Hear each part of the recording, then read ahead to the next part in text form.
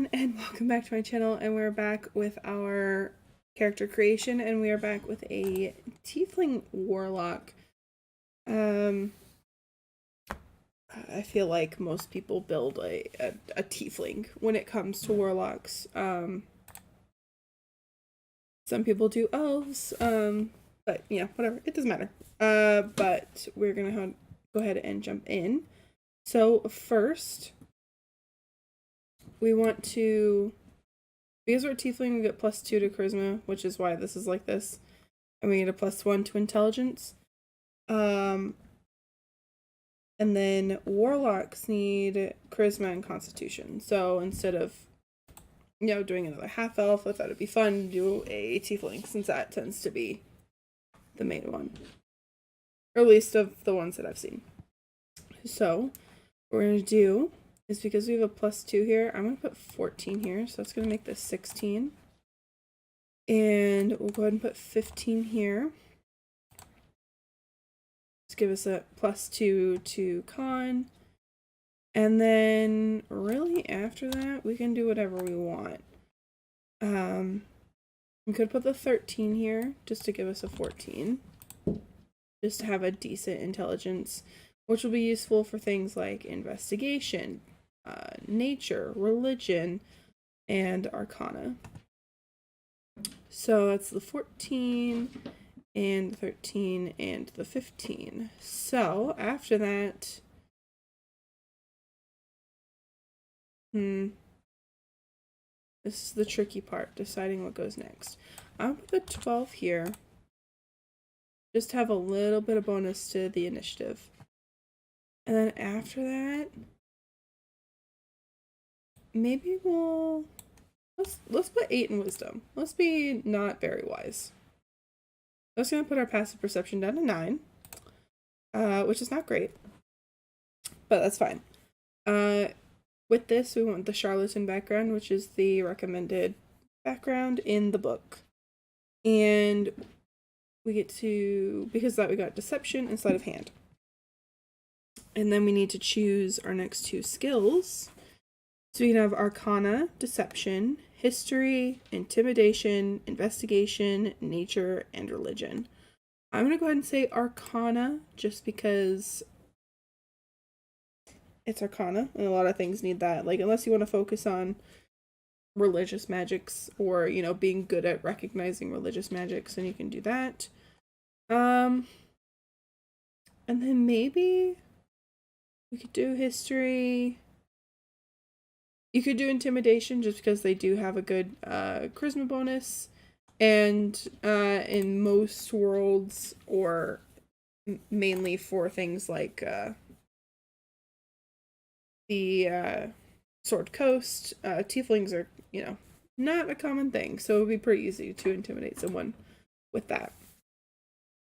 And then Warlocks have a patron who gives them magic, and then their magic.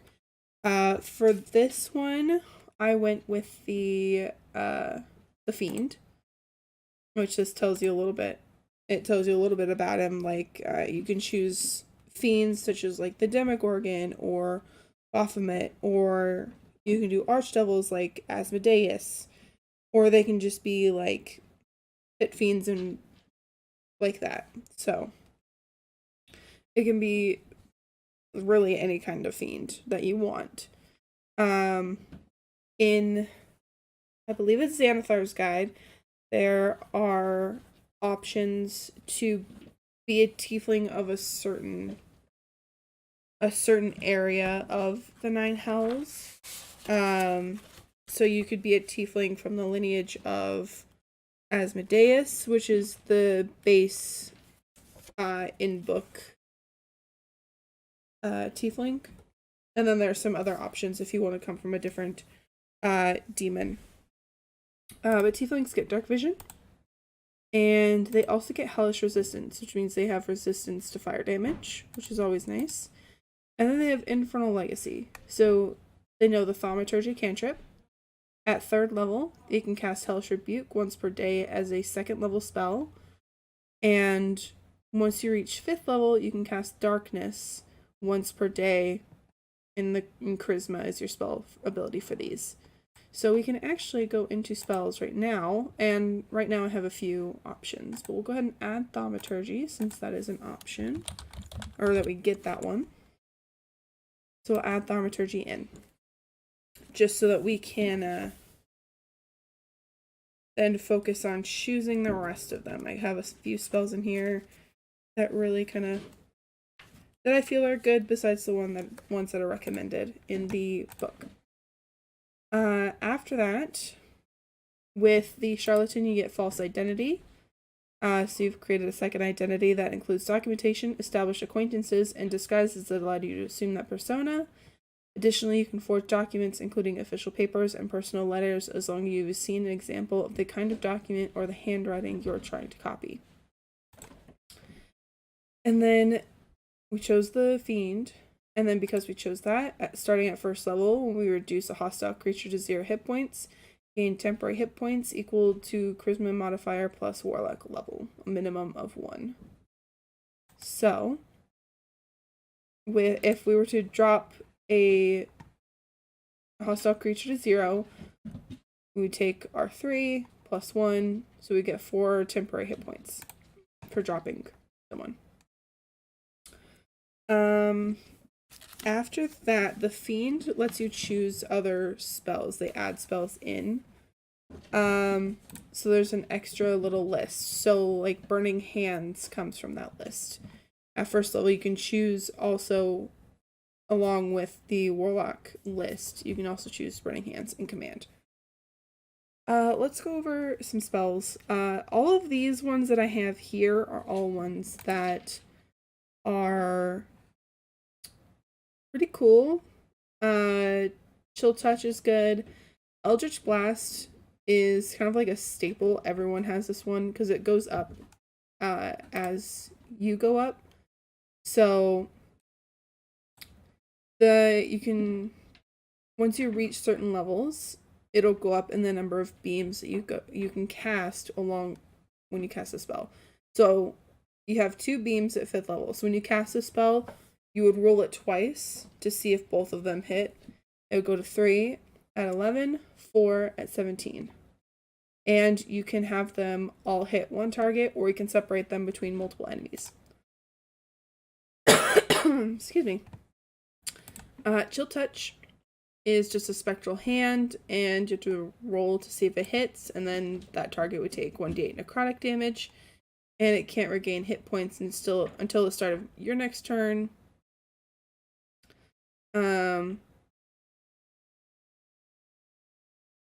If you hit an undead target, it also has disadvantage on attack rolls against you.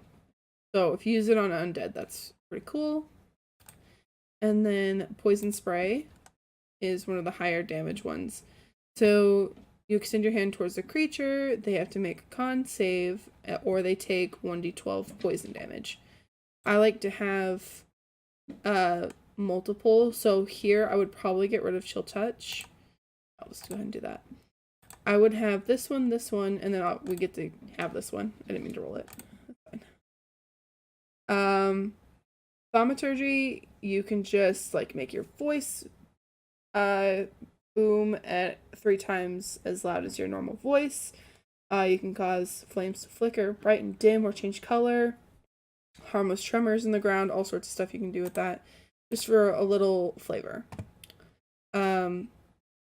But like Eldritch Blast is an attack roll, and this is a saving throw, so you can have a little bit of variety there.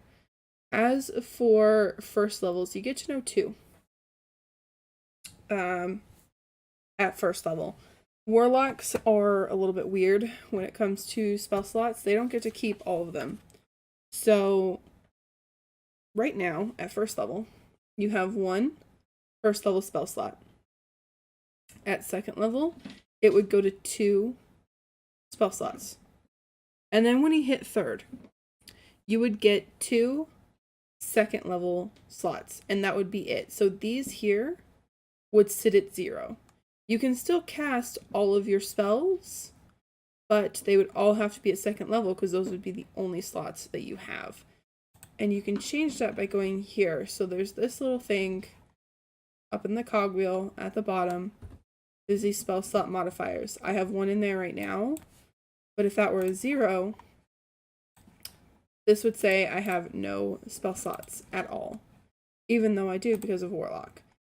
But then when you get to second level, or third level, you would know 4 spells, you would have 2 second level slots. So you would just go here, put a 2, and then see, you would put that's how many slots you have, and that's it. This would stay at 0. One of the downfalls of Warlocks, but they just get a little bonus to, their spells are mainly a bonus. It's not really something that they focus on. Unless you want to. After that, let's go here. So, Burning Hands, you have, like, their hands, your thumbs touch, and then you have your fingers spread as far as they can go, and fire shoots out from your fingertips. This is a save, I believe. Yeah, dexterity saving throw, or they take 3d6 fire, or half as much on a success. And then Expeditious Retreat. This one's cool. I put this one in there because that's kind of a cool one that I never really looked at before. This one lets you use a bonus action to dash. So you'd have the spell on you. You could do your attack, and then as a bonus action you can dash.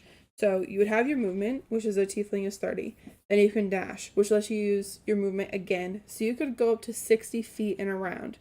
So if you and your party were trying to get out of somewhere fast, like, you could cast this on yourself. It doesn't look like it lets you... Let me check the book. Sometimes it doesn't put everything in here that it can do, especially if it has to do with a higher level. So I'm going to check the book. Yeah, let's see. Yeah, casting time is a bonus action. It's range self. So yeah, so you could go up to 60 feet and around. You could end up leaving your party behind, but that's your prerogative. Up next is Hellish Rebuke. Hellish Rebuke is really cool. This is a reaction cast. It does still use your slots, but it triggers on a reaction. And what you can do is, if you get hit by someone, the range is, like, if you can see them and they're within 60 feet. Yeah, within 60 feet of you that you can see. You can have them, they have to make a save, and then they take 2d10, I believe it's fire damage. Yeah, fire damage, or half as much on a success. And then that damage goes up as you have to cast it at higher levels.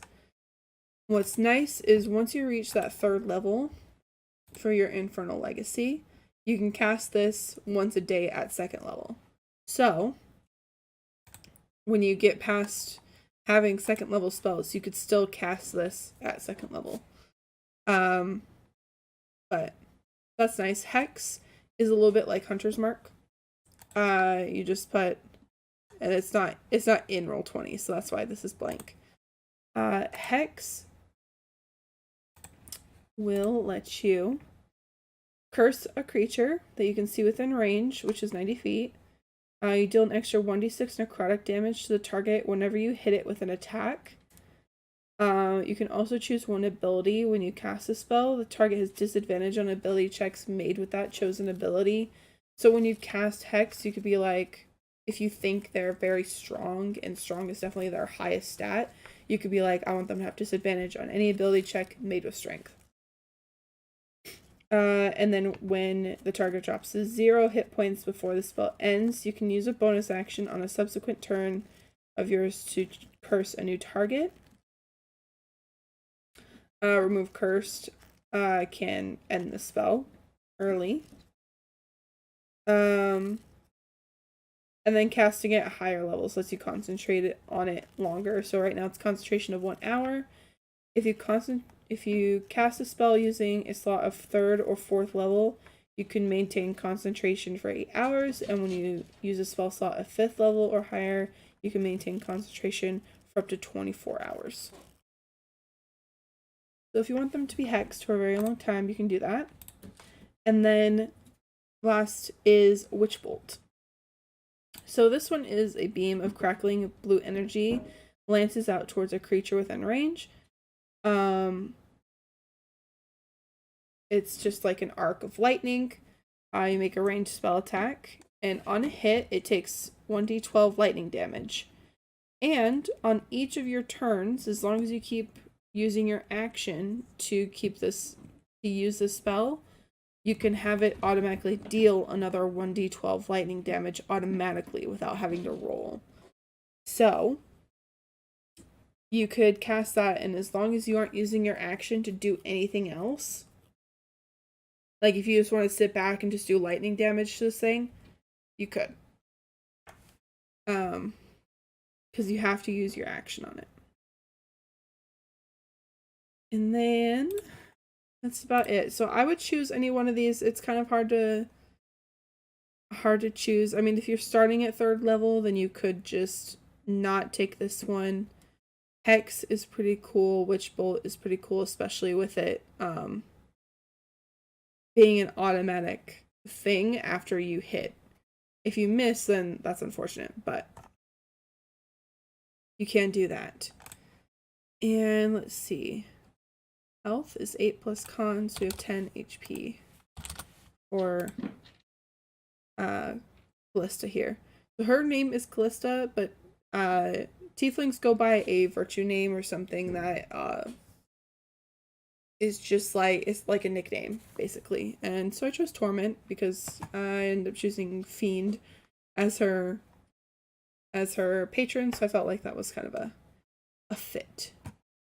And that's about it. They get common and infernal, simple weapons, light armor, and disguise kit, forgery kit as proficiencies. And then 15 gold from the charlatan. Fine clothes, disguise kit, ring of an imaginary duke, light crossbow, crossbow bolts, component pouch, leather armor, 2 daggers. This lets you choose between Dungeoneer and Scholar's Pack. I chose Dungeoneer because it had like rations and stuff like that. And a mace. And that will end it here. So, if you enjoyed this video, hit that like button, hit that subscribe button, leave a comment if you would like, and I will see you in the next video. Bye!